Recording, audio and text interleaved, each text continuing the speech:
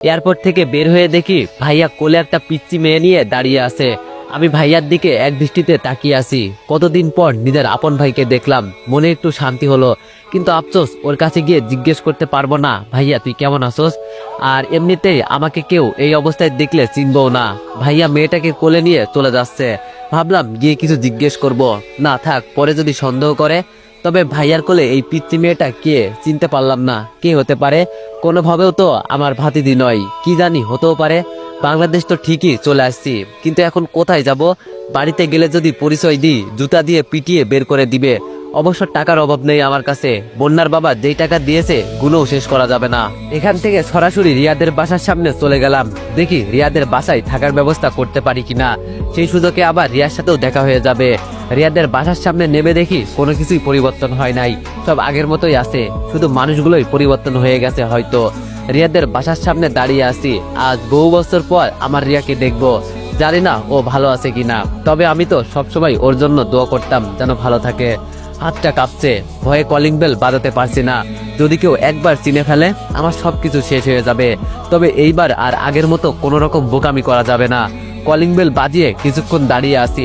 একটু পর দেখি দরজা খুলে বের হলো চীনা পরিচিত একটা মুখ, যাকে একসময় ভাবি বলে ডাকতাম। ওর উপরে রিয়াদের কাজের বুয়া। খুব পরিবর্তন হয়েছে দেখছি, আগের থেকে অনেক সুন্দরী হয়ে গেছে। কেউ দেখলে ওকে কাজের বুয়া বলবে না। ওর স্বামী কি বেঁচে আছে নাকি মরে গেছে সেটা জানতে হবে। খুব ভালো একটা মেয়ে। আমি ওর দিকে তাকিয়ে প্রশ্ন করলাম, এই বাসার মালিক কি বাড়িতে আছে?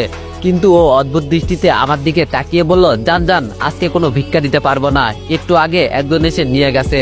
আমি অবাক চোখে ওর দিকে তাকিয়ে বললাম, আমাকে দেখে তোমার ভিক্ষুক মনে হয়?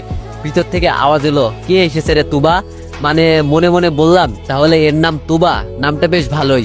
তুবা বলল, আর বলিয়েন না খালা, একটু আগে একজন ভিক্ষা নিয়ে গেছে, এখন আরেকজন এসেছে, তাও আবার হাতে ব্যাগপত্র নিয়ে, মনে হয় কাপড় চোপড় নিয়ে সাথে সাথে ঘুরে। রাগে আমার শরীর জ্বলছে, তাও রাগ কন্ট্রোল করে বললাম, আন্টি আপনার সাথে আমার কিছু কথা ছিল, আমি গ্রাম থেকে আজকে এসেছি।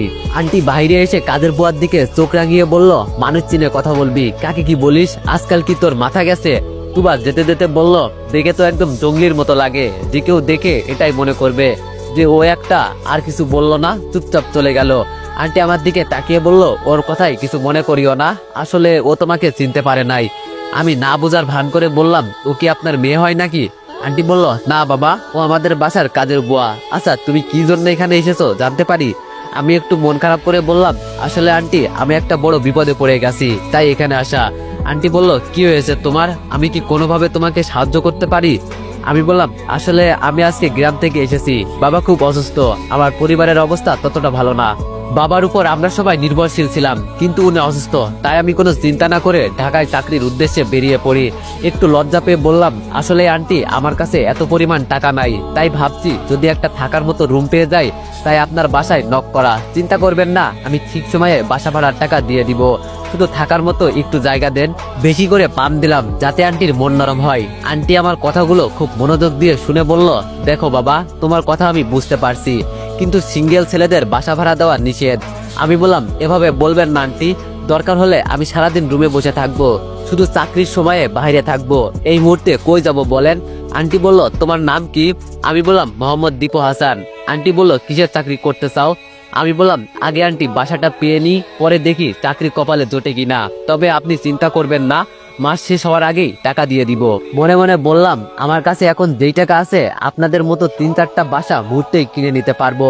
আন্টি আমার দিকে তাকিয়ে বলল, ছাদের কোণে একটা রুম ফাঁকা আছে, যদি তুমি থাকতে চাও তো থাকতে পারো, আমাদের কোনো আপত্তি নাই। আমি আন্টিকে ধন্যবাদ দিয়ে বললাম, পারবো না মানে আন্টি?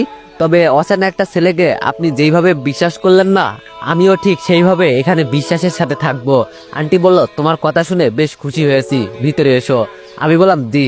দরজা দিয়ে ভিতরে প্রবেশ করলাম। বুকের ভিতরে কি জানি চলছে, দুইটা চোখ শুধু চারপাশে রিয়াকে খুঁজছে, যার জন্য এখানে আসা, যার জন্য এত নাটক করা। এই মানুষটা এখন কোথায় আছে, খুব দেখতে ইচ্ছা করছে যে। ভিতরে গিয়ে দেখি আমার বয়সী একটা ছেলে একটা মেয়ে কোলের উপর শুয়ে শুয়ে টিভি দেখছে। আন্টি ডাক দিতেই মেয়েটা আর ছেলেটা আমার দিকে ফিরে তাকালো। আমার হাতে থাকা ব্যাগটা আপনা আপনি পড়ে গেল। আমি যেন মুখ দিয়ে কোনো কথা বলতে পারছি না। এটা আমি কি দেখলাম? আমার বোন এখানে কিভাবে এলো? আর রাসেলি বা কেন ওর কোলের উপর মাথা দিয়ে শুয়েছিল? কিছুই তো মাথায় ঢুকছে না।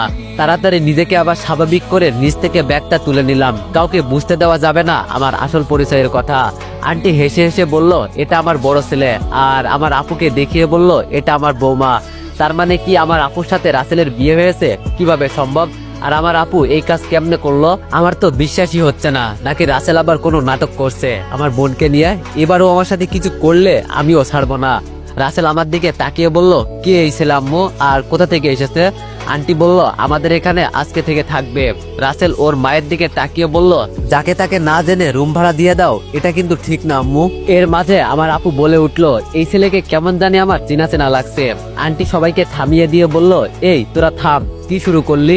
ও আমাদের গ্রাম থেকে এসেছে, কোথায় উঠবে তাও জানে না। আমাদের বাসার নিচে হয়তো অনেকক্ষণ দাঁড়িয়েছিল, তবে ছেলেটা খুব ভালো। রাসেল আমার মুখের দাড়ি দেখিয়ে বলল, এত অল্প বয়সে মুরব্বী হওয়ার ইচ্ছা আছে নাকি? আমি হেসে বললাম, তেমন কোনো ইচ্ছা নাই, তবে কিছু মানুষের জন্য এই অবস্থা হয়েছে আমার।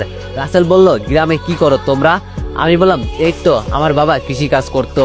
এর মাঝে আন্টি বলে উঠলো, আমি তোরে সব পরে বুঝিয়ে দিব, আসো বাবা আমার সাথে, তোমার রুম দেখিয়ে দিই। তবে আমার আপু এখনো অবাক চোখে আমার দিকে তাকিয়ে আছে। ওই কথাই আছে না, রক্তের সম্পর্ক, রক্ত তো টানবেই। ও তো আমার বোন, তবে এখনো অনেক কিছু জানার বাকি আছে আমার। আন্টির পিছনে পিছনে ছাদে উঠলাম। তবে ছাদের কোণে একটা মেয়ে দাঁড়িয়ে টিকটক করছে। তাহলে এটাই কি আমার রিয়া? রিয়ার চোখ কি ভালো হয়ে গেছে? ভাবতো জানো, মনের ভিতরে একটা ভালো লাগার অনুভূতি কাজ করছে। এখন ছাদের কাছে রুম, যখন ইচ্ছা তখন রিয়াকে দেখতে পারবো। কি যে ভালো লাগছে। আন্টি আমাকে রুম দেখিয়ে বলল, যদি কিছু দরকার হয় আমাকে বলবে, কেমন? আমি বললাম, জি অবশ্যই আন্টি। আন্টি বলল, এখন তোমার মন মতো রুমটা গুছিয়ে নাও, আমি নিচে আসি, যদি কিছু লাগে বলবে, কেমন? এই বলে আন্টি নিচে চলে গেল। রুমটা হালকা পাতলা পরিষ্কার করতে লাগলাম, কিন্তু দরজা লাগাতে ভুলে গেছি, এটা মনে ছিল না। হঠাৎ কি মনে করে পিছনে তাকিয়ে দেখি অচেনা একটা মেয়ে দাঁড়িয়ে আছে। ওরে বাবা, এটা আবার কে? মনে হচ্ছে জানো আবার আগের মতোই নতুন কোনো বিপদ ডেকে আনছি। আমি মাথা নিচু করে বললাম, আপু কিছু কি বলবেন? মেয়েটা একটু রেগে বলল, আমাকে দেখে কি তোর আপু মনে হয়? আমি একটু বোকার ভাব ধরে বললাম, তাহলে কি বলবো? আর কিছু মনে না করলে একটা কথা বলি, খুব কষ্ট করে একটা রুম পেয়েছি। আন্টি দেখলে খুব মাইন্ড করবে, বলবেন। আসতে না আসতেই মেয়েটা আমাকে উল্টো ধমক দিয়ে বলল, তোর আন্টির কথা স্যার, আমাকে চিনিস আমি কে? আমি বললাম, না আপু, আপনাকে তো চিনতে পারলাম না। মেয়েটি বলল, আবার আপু? আমি বললাম, সরি, তাহলে কি বলে ডাকবো? মেয়েটি বলল, কিছুই বলতে হবে না, বুঝি না এসব বলদ মার্কা পোলাপান কোথা থেকে আসে।